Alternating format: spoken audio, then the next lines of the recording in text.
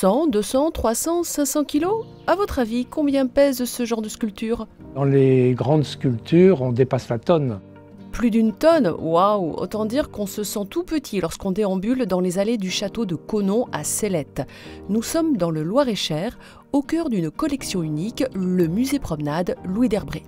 Louis d'Herbré, c'est l'un des sculpteurs français les plus importants du XXe siècle. On a pu le comparer à un moment à Giacometti, mais Giacometti, les sculptures sont assez figées, on a l'impression qu'on assiste à un arrêt sur image, alors que chez d'Herbré, il y a en permanence du mouvement dans ces sculptures. Être comparé à Giacometti, belle référence pour ce fils d'agriculteur, né en Mayenne en 1925 et qui découvre la sculpture dès l'âge de 20 ans.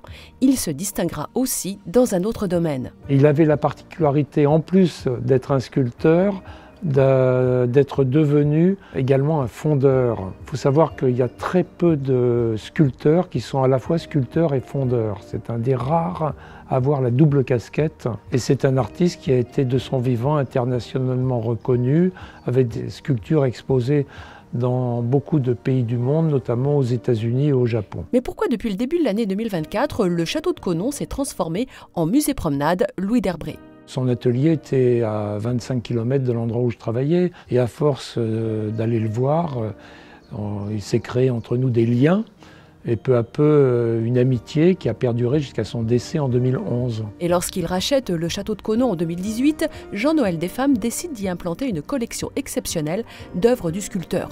Aujourd'hui, 47 sculptures sont exposées à l'extérieur et 80 en vitrine.